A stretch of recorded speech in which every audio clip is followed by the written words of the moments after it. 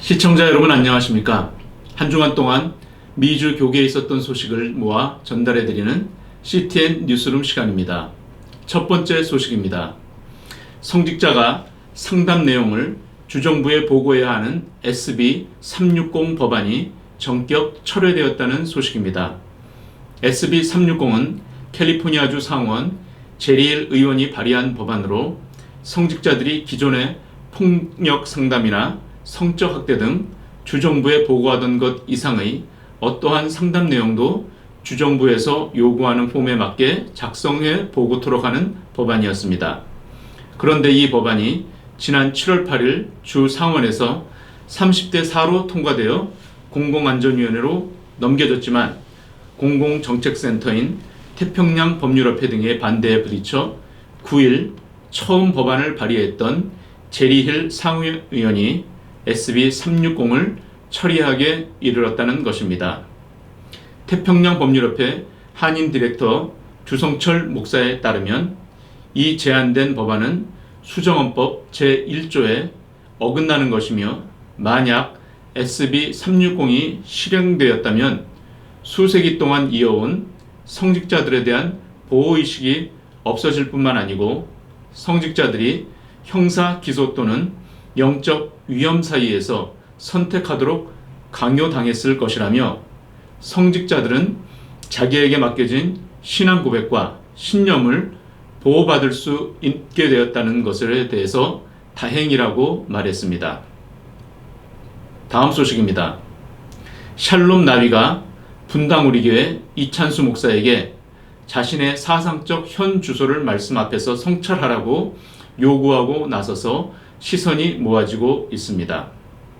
분당 우리교회 제이부 목사의 동성애 설교와 관련해 꼰대 발언 언론 논란이 아직도 가라앉지 않고 있는 가운데 숭실대학교 기독교학과 김영환 박사가 상임대표를 맡고 있는 개혁주의 이론 실천학회인 샬롬 나비는 11일 논평을 발표하고 이번 분당 우리교회 부목사의 동성애 설교 무리 사건의 최초 원인 제공자는 담임 목사라는 우려가 시민단체 및 여러 경로의 루트에서 그치지 않고 있다며 이같이 밝혔습니다.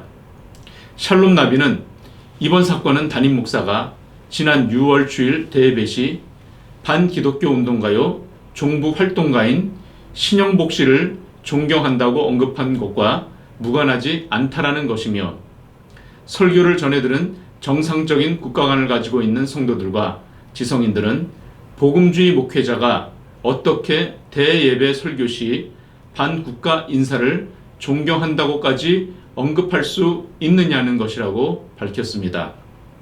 이어 비록 좌파 성향의 문재인 대통령이 언급했다 하더라도 하나님의 종이 주일 대예배 설교 때 강대상에서 발언한 것은 많은 성도들로부터 이찬수 목사의 사상이 좌파 성향으로 의심스럽다는 지적이 나오는 것이라며 이찬수 목사는 이번 부목사 동성애 무리 사건을 그냥 하나의 해프닝으로 넘기지 말고 자신의 사상적 좌표가 칼빈과 낙스의 개혁주의 신앙 노선에 있는가 아니면 이미 파산한 마르크스주의 선상에서 방황하고 있는가 다시 한번 심각한 성찰이 있기를 바란다고 지적했습니다.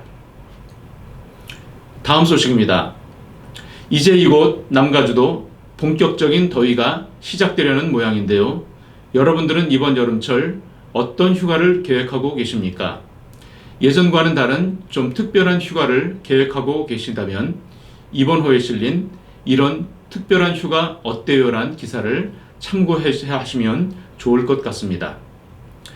단기간에 습득 가능한 강좌를 듣는 배우명 휴가, 기독교적 의미를 가진 장소를 방문하는 순례형 휴가, 성경 통독 등 신앙에 유익한 행동을 실천하는 계획형 휴가, 지역사회 봉사 프로그램에 참여하는 봉사형 휴가, 꼭 만나고 싶은 이들을 찾아가는 멘토형 휴가, 이상 5가지 컨셉의 휴가 유형을 기사에서 만나보시기 바랍니다.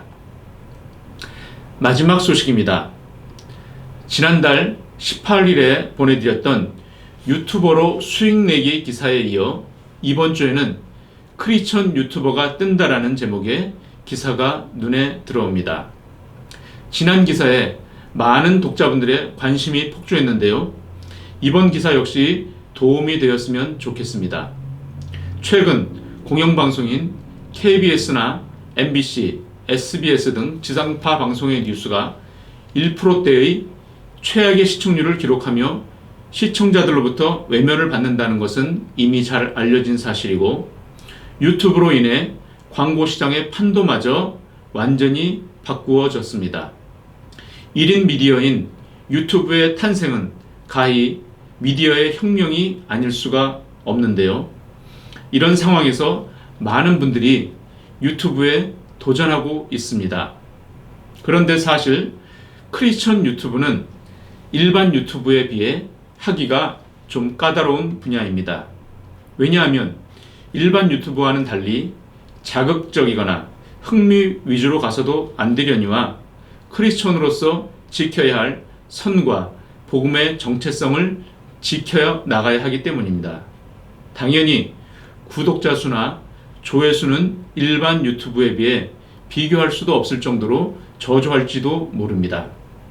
하지만 마음먹은 것을 하기 위해 소신과 뚝심을 가지고 조회수에 연연하지 않고 설교나 찬양 콘텐츠 등의 편중을 넘어서 다양하면서도 진정성 있는 복음의 삶의 이야기를 담아내는 콘텐츠를 만들어 나간다면 자신도 모르는 사이에 일으켜 놓은 작은 물결이 파도가 되어 거짓된 언론들이 생산해낸 세상의 거대한 산을 무너뜨리는 선한 영향력으로 쓰임 받을 수 있을 것입니다. 이상으로 뉴스를 마치면서 CTN 뉴스룸이 도움이 되셨나요? 만약 도움이 되셨다면 오른쪽에 있는 구독 버튼을 눌러주시고 왼쪽에 있는 좋아요도 클릭해 주십시오. 뉴스를 제작하는 데 많은 도움이 됩니다. 감사합니다.